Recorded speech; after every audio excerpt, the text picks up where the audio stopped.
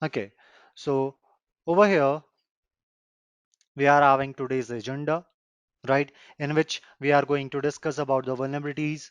We will be performing the vulnerability scan. We will be discussing about your CV, your common vulnerabilities exposure, right? Then we will be discussing about your CVSS, your common vulnerability scoring system, and then we will be having a practical, right? Over there, we are going to exploit the vulnerabilities to gain the access.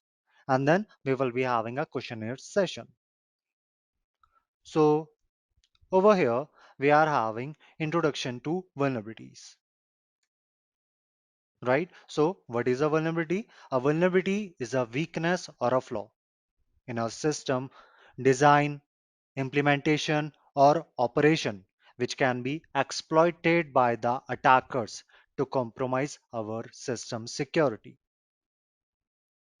right? So these weaknesses, they can exist in various layers of technology, including our hardware, our software, our network, and even in your human behavior, right? So the vulnerabilities, they will be providing an entry points for the cyber criminals to exploit and gain unauthorized access, to steal the sensitive data, or to disrupt the normal operations,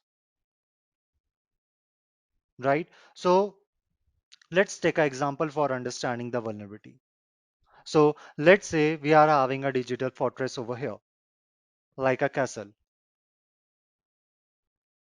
right? Let's say over here we are having a castle, right? It will be having walls, it will be having gates, right? And we will be also having guards, right? Which will be protecting our castle over here. But let's say over here we are having some hidden crack, right? We are having a hidden crack in the wall, right? So from here, the attackers, the invaders, they can slip through, right? So over here, this crack is what we call as a vulnerability in our cyber security world, right? So a vulnerability is like a hole in the armor of our digital system, right? So guys, depending upon the vulnerabilities, we are having types of vulnerabilities over here.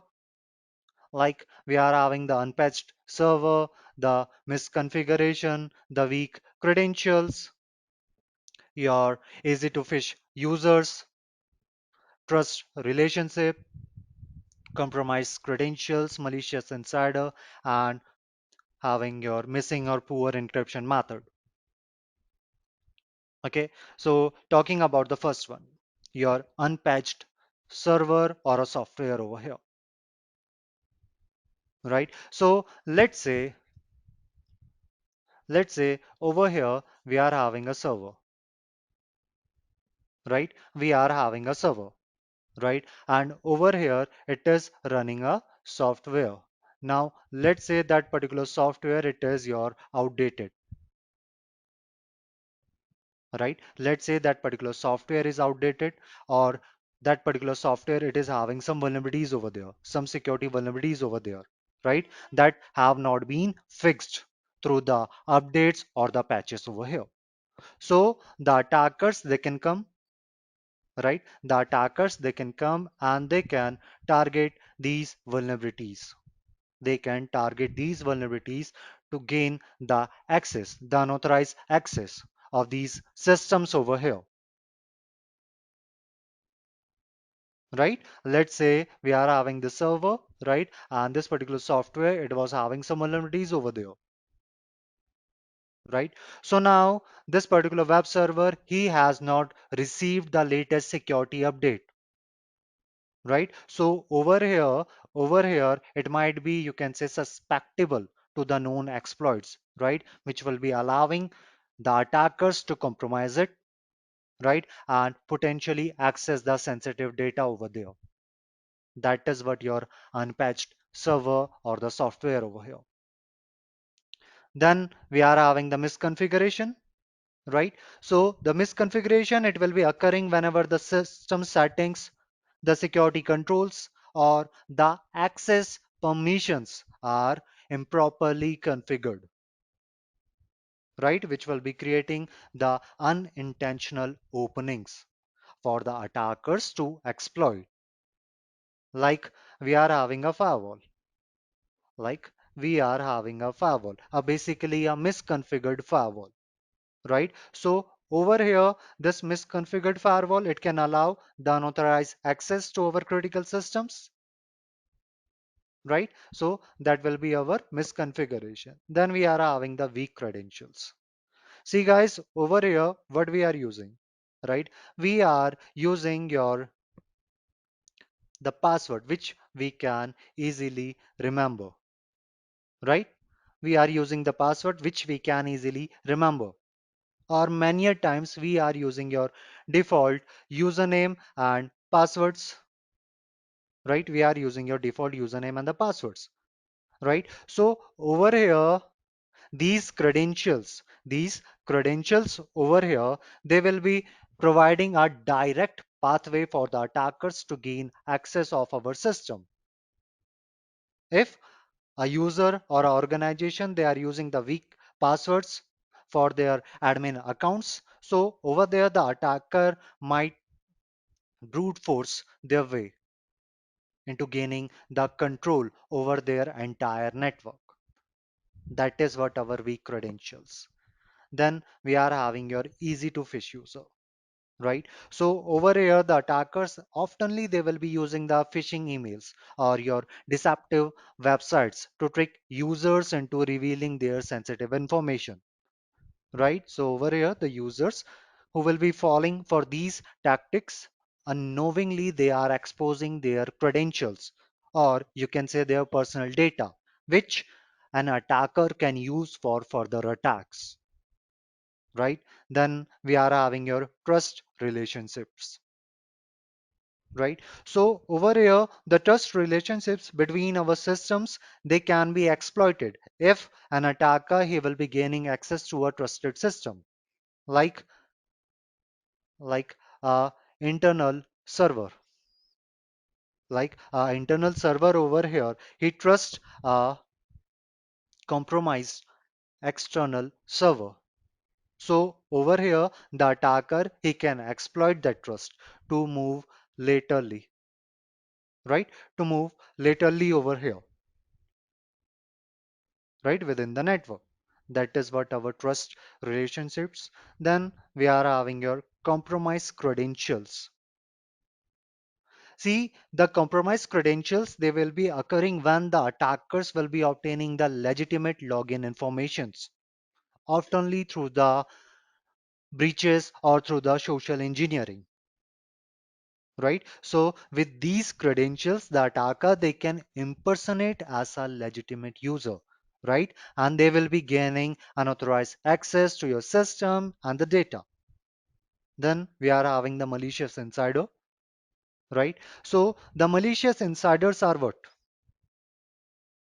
The disgruntled employees, right? The individuals with authorized access to our system who will be misusing their privileges over there, right? So over there, they can intentionally cause harm, they can steal data, or over there, they can simply disrupt the operations, right?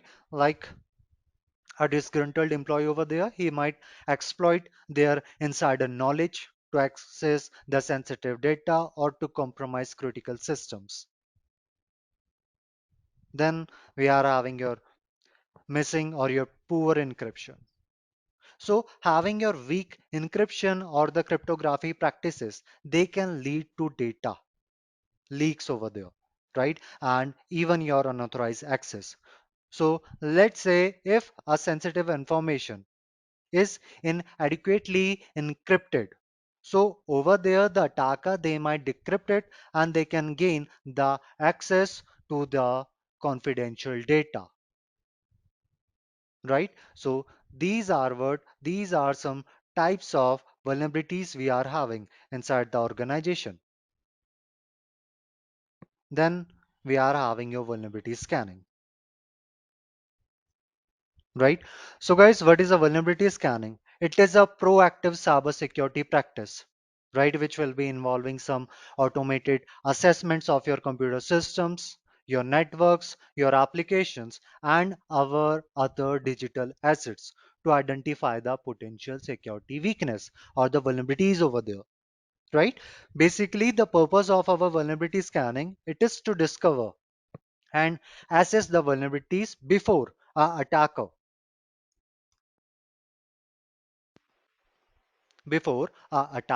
can exploit them, right? So over here, this vulnerability scanning, it will be allowing the organizations to take your corrective actions and improve their overall security posture,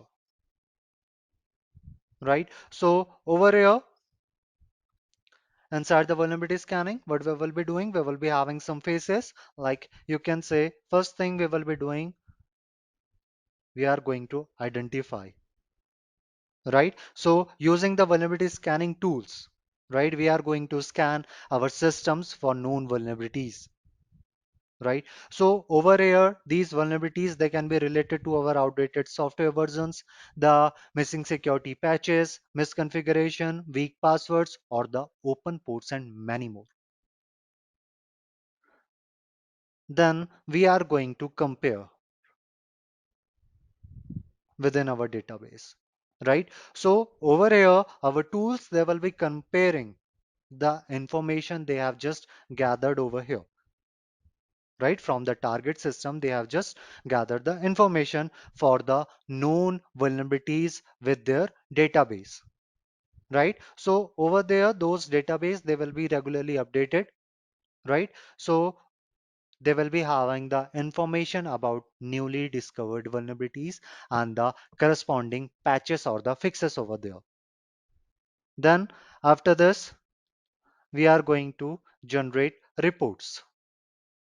After this, we are going to generate report once the scanning process is complete, right? Once the scanning process is complete over here, our tools, they will be generating some detailed reports, which will be outlining the vulnerabilities discovered over there, their severity levels, their potential impacts, and the recommendations along with that remediations over there, right? So over here, these reports, they will be helping the security teams to prioritize which vulnerability you are going to address first over there, depending upon the severity level, right? If it is critical, then you are going to address it as soon as you have found it, right? If you are having a vulnerability which is having the severity level like high, right, then you will be having some times about your hours, right, for addressing them. Then we are having medium, right? So for that, we will be having a whole day, and then we are having your low, right? So for that, even many a times in many organizations, we are even getting a whole week for addressing a vulnerability which is having a severity level as low, right? So over here, they will be different. They will be different in your different organizations. Depending upon the organizations, your addressing thing will be different, right? Your addressing timing over there, it will be different. So that is what our vulnerability scanning over here.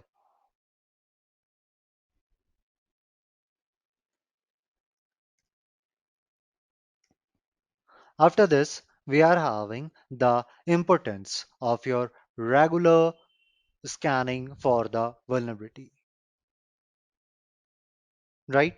So the vulnerability scanners, they can help the organizations to identify and fix the vulnerabilities before they can be exploited by the attackers, right? Which can help to prevent the data breaches, system outages, and other security incidents, right? So now imagine you are having a beautiful garden, right? Imagine you are having a beautiful garden over here, right? Having some flowers also, okay? So don't mind my drawing over here, okay? So over here, let's say we are having a beautiful garden, right? So over here, we will be making sure to lock our garden gate every night, right? But let's say one day we forget to check if that particular gate is locked or not, right? So over here, intruder, right? Over here, intruder, it needs just that thing. He needs just that thing to enter inside our garden, right? So same thing over here, the attackers, they will be looking for the moments when we are not paying the attentions over there to slip inside our digital space, right? So over here, your regular vulnerability scanning is like checking the garden gate every night and every day to make sure that it's secure, right? So over here, it will be improving our security postures and it will be also avoiding the business risk, right? Along with that, it will be it will be protecting our websites, right? Like, let's take example. Let's say we are running a website. Let's say we are running a website over here, right? Like a online store, right? Like a online store over here. So over here, if a attacker, right? If attacker finds a vulnerability, right? So over here, he can break inside our website, right? He can steal the customer information and over there, he can even deface it, right? He can even deface this particular website. So over here, your regular vulnerability scanning, it will be helping us to find and fix these weak points before these bad guys, they will be finding them, right? Along with that, they will be also securing our devices, right? Like we are having a smartphone or a computer, right? So over there, the vulnerabilities in our software or the application, they are like unlocked windows over there, right? So the attackers, they can come, they can exploit those vulnerabilities to access our personal information, our photos, and even our banking details over there, right? So our regular scanning ensures that we are always up to date with the security fixes, right? So that is our importance of our regular scanning for the vulnerabilities. Then we are having some tools, like you guys were saying, you guys were giving the example, like guys were saying about the nmap, the nasers, right? So over here we are having lots of tools which are being used for our vulnerability scanning. Like we are having a nmap, which stands for your network mapper, right? So your Nmap, it's a versatile tool for our network discovery and our security auditing, right? Over here, it will be scanning the networks to identify the active devices, the services, and ports over there, the open ports over there, right? Then we are having the NASers, we are having the open bus, right? So these are our some vulnerability scanner, right? Which will be helping us to uncover the security flaws in the system,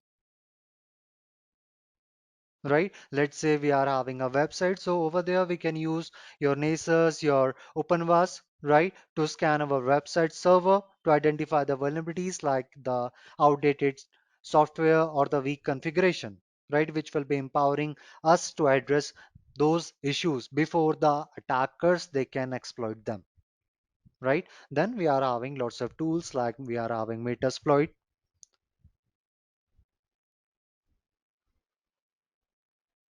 Okay, so we are having your Metasploit, we are having your Bub suite for your web vulnerability scanner and the proxy tool. We are having your Necto, right, for your web server scanner, right, which will be focusing on identifying the vulnerabilities which are present in our web server and the application. We are having your Nexpose, right, which is a vulnerability management tool, right, that will be helping us to identify, prioritize, and remediate the vulnerabilities. Like if we are working as the security analyst, then over there we can use your Nexpose to scan our organization's network for the weakness, right? And over here, it can also generate a report which will be helping us to prioritize which vulnerability to address first, right? So these are some of the tools we are having. Then the next thing we are having your CVE, your common vulnerability exposure, right? So over here, your CVE. CVE is a globally recognized and your standardized system, right, for identifying, naming, and tracking the security vulnerabilities in the software and the hardware and in the systems, right? So over here, your CV, it is being managed by your MITRE corporation, right, which is actually a non-profit organization, right? So it will be playing a very, very crucial role in enhancing our cyber security, right? By providing a common language for communication about the vulnerabilities across your different organizations, platforms, and the tools.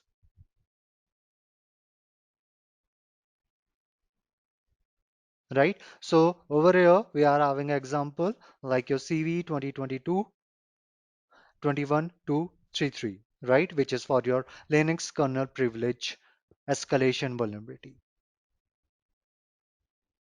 right? So whenever your CV is being discovered, right? Whenever your CVE is being discovered, right? So over there, the researcher or let's say the vendors, they will be assigning it a CVE ID, right? They will be assigning it a CV ID to that particular vulnerability over there, right? So this ID over here, it will be becoming a reference point for our all the discussions, report, and the communications which are related to this particular vulnerability over here, right? So the organizations and the individuals, they can access the database and the resources that provide details about each and every CV over there, right? Including its severity, the impact, the affected systems, and the mitigations strategies over there, right? That is what our CV is, your common vulnerabilities exposure. Then the next thing we are having is your CVSS. See guys, whenever we are performing your vulnerability assessment, whenever we are performing your vulnerability assessment, so over there we are going to use some tools, right? So let's say whether we are using your NASES, right, your Necto, your OpenVAS, or something else, right? So later on those tools, they will be providing us some number, right? They will be giving us some number like 8. So as a normal person, we are not able to understand what actually this 8 means over here, right? It is not making any sense over here. So that is why we are having a very special feature, which is known as your CVSS, your common vulnerability scoring system, right? So according to this vulnerability scoring system, right, they have divided the number in these following range, right? They have divided the numbers in following range. So any vulnerability which will be falling from 0 till your 4, it will be considered as low, right? A vulnerability which will be falling from your 4 to 7, right? It will be considered as your medium. Then we are having from 7 to 9, right? It will be considered as your high. Then we are having the critical, right? Any vulnerability which will be falling from your 9 to 10, it will be considered as your critical one. So depending upon this CVSS score, depending upon this scoring system, it is being decided that which vulnerability we are going to handle first and which will we will be handling second, right? So to get this CVSS score, we are having three main websites. For getting this CVSS score, we are having three main websites. Like we are having your CVE details, we are having your NVD, your National Vulnerability Database, and we are having your CVE meter, right? These are three main websites.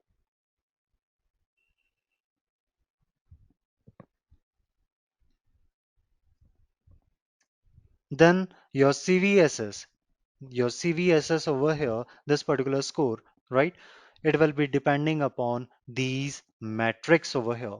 Your CVSS score over here, it will be depending upon these metrics. Like we are having your base metric, and which we are having your attack metric or your attack vector over here. So over here, your attack vector, it is describing how It is describing how remote an attacker need to be exploited the vulnerability, right? Like do he had to, you can say, come inside our network, right? Or he can perform this particular attack from, you can say, adjacent network, or he will be having the access of our local network, right? So over here it is describing how an attacker he will be exploiting, right, the particular vulnerability over there, right? Then we are having your attack complexity, right? So it will be describing the difficulty of exploiting that particular vulnerability, right? It will be describing the difficulty of exploiting a particular vulnerability, right? So it will be assigned by a table like we are having high, medium, low, right? Then we are having your privileges required. So it reflects the level of access an attacker needs to exploit the vulnerability. Then your user interaction, right? So it considers whether user interaction is required for the vulnerability to be exploited. Then we are having your scope. So over here, it determines whether the impact of the vulnerability is limited to the vulnerable component or affected, or it will be affecting the entire system over there. So that will be our scope. Then after this, we are having your impact matrix. So inside it, we are having your confidentiality impact, your integrity impact, your availability impact, and the scope, right? So your confidentiality impact, right, it will be measuring the impact on data confidentiality. If the vulnerability is exploited, right, then integrity, it will be gauging the impact on data integrity, right? Then your availability, it will be assessing the impact on your system availability, right? Then we are having your temporal metric draw. So over here, we are having your exploit code maturity, right? So it reflects the current state of exploit technique and availability. Your remediation level, it represents the availability of a solution or your workaround. Your report confidence, it indicates the confidence level in the existence of your vulnerability and the accuracy of the provided information over there, right? Then after this, we are also having your environmental metrics. So over here, this environmental metric basically it allows the organizations to tailor the common vulnerability scoring system, right? This CVSS score over here to their specific environment and their asset, right? So over here, these metrics, they take into account the unique characteristics of an organization's system and the potential impact over there, right, of a particular vulnerability on them. right? So over here we are having your confidentiality requirement, your integrity requirement, your availability requirement, and your modified base metrics, right? So your confidentiality requirement, like the confidentiality of your sensitive information, right, which will be lying at the core of our cyber security concern, right? So over here, your confidentiality requirement, it will be acknowledging that the impact of a vulnerability on a data confidentiality, it can vary widely based on the type of data exposed and its sensitivity, right? So over here, the organizations, they will be setting this metric to low, medium, or high to reflect the degree of confidentiality demanded by their environment. Then we are having the integrity requirement. So over here, your integrity requirement, it ensures that the data remain accurate, unaltered, or trustworthy, right? So over here, it considers how a vulnerabilities exploitation could compromise the data integrity over there, right? Then we are having your availability requirement. So nowadays the system availability, it's very crucial for our business continuity and our customer trust, right? So over here, this availability requirement metric, it evaluates the impact of a vulnerability on the system's availability over there.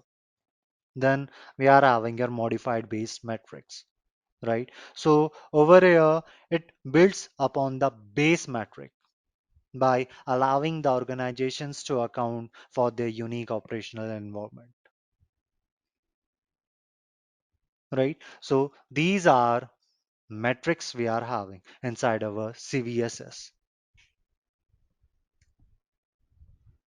Then next, what we are going to do, as I was saying that we will be having a practical, right? So over here, we are going to exploit a vulnerability to gain access, right? So for that,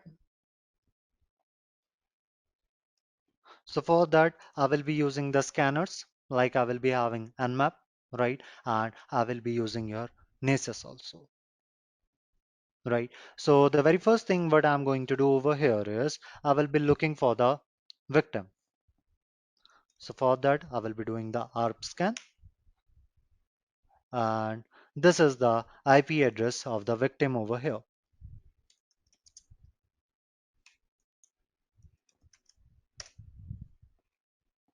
Hyphen P hyphen for all the ports, and I'm pasting the IP address over here. So over here, I'm using this option, right?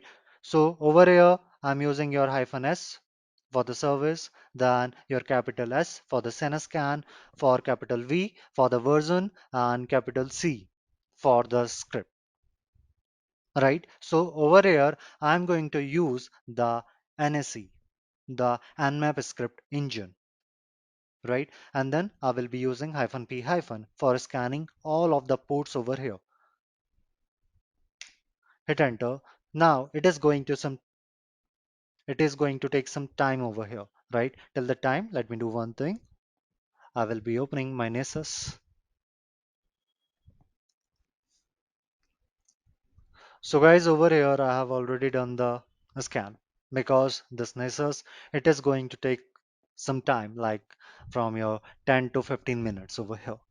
So that is why I have already done the scanning part, right? So over here, if I will be looking into the vulnerabilities, then you can see for this particular machine, right? For this particular victim over here, it is saying that it is containing 47 vulnerabilities. Some are critical, right? Some are high, some are your medium, low, and the information. Information means to say if they will be getting exploited, then they will be revealing some sensitive information about this particular victim,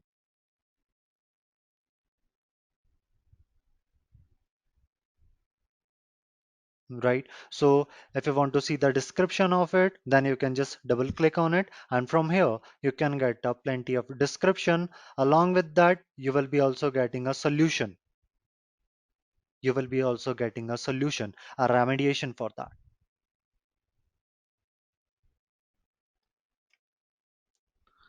Okay, so if you want to see like how much a scan has been completed, so for that we can just hit enter over here and it will be showing us how much percent has been completed.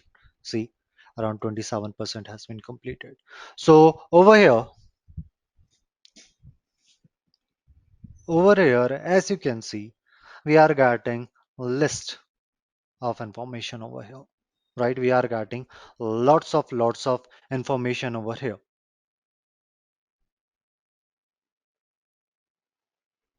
right? Like over here for the FTP, right? It is saying that the port 21 is open, right? It is saying that the port 21 is open and inside it we are using your service, your FTP, right? And along with that, you can also see the version they are using for this particular service. Now, over here, if I will be copying it and if I will be, okay, let me write it over here, search exploit, pasting it over here, then hit enter, then you can see for it, it is giving us the information that exploit, right? Exploit is available for this particular version of this FTP, your very secure FTP daemon, right? And it is saying that it is present inside the Metasploit.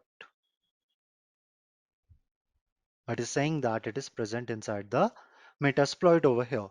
Along with that, if I will be looking for the description for that particular script, then you can also see in this particular part, it is saying that your anonymous FTP login is allowed, right? It is saying that anonymous FTP login is allowed. So over here, we can again perform the brute force attack to gain the access over here, right? We can perform the brute force attack to gain the access of this Metasploit machine.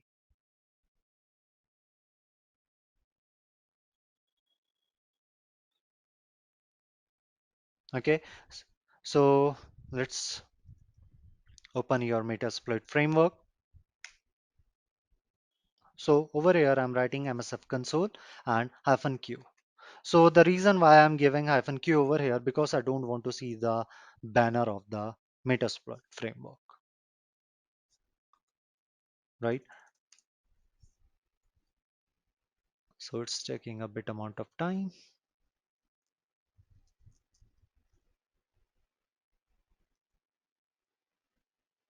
Yeah, it's open and over here it is complete around your 99%.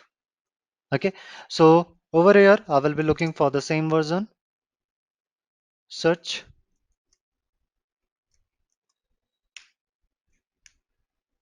and you can see we are having the exploit. Now, if you want to use the exploit, then see we are getting the example. We are getting the example like how to use it.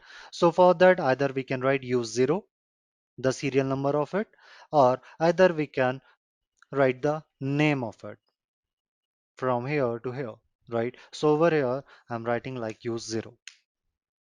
So now you can see. So now you can see we are inside this particular exploit. So now let's look for the options, show options, right? And inside this particular exploit, we are having all these options, right? And you can also see the requirement.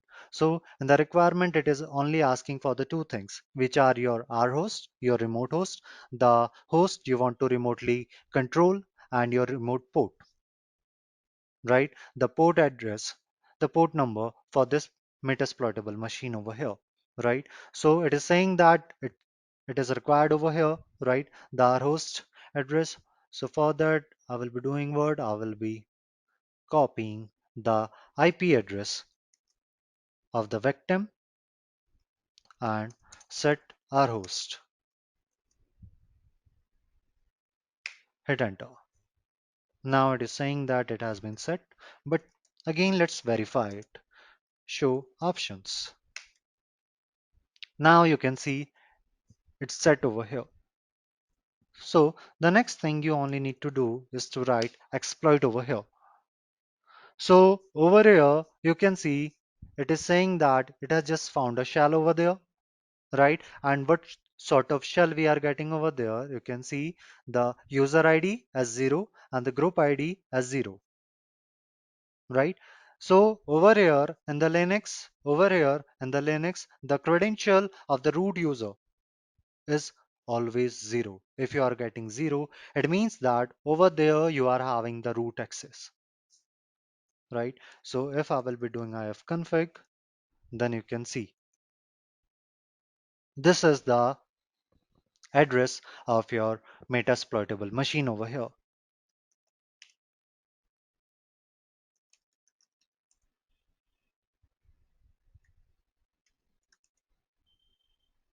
right? From here, I can perform whatever thing I want to do inside the victim machine. I'm having a full access of this metasploitable machine, right? And I'm having the root's privileges. You can consider that I'm an admin. Like in the Windows, we are having the administrator, but in the Linux, we are having root.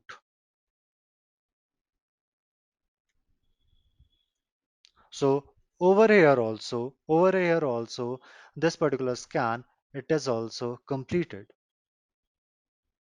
And you can see we are getting lot of information over here.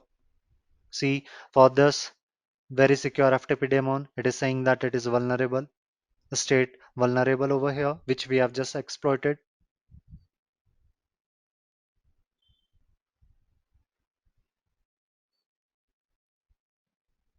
Right? So that is how we can exploit the vulnerabilities to gain the access over here, right? So what we have done so far is first we were looking for the vulnerabilities, right? We were scanning for the vulnerabilities over here, and for that we were using the default script. We were using the default script. Then with those scripts, it was giving us that much information, right? For with the help of, you can say, the default script, it was giving us this much information over there, right? And after using your script with the name hyphen script 1, right, this time you can see it is giving us this much information. And from here you can also see what will be the result over there. It is saying that the attacker, he will be getting root access. The attacker, he will be getting the root access over there.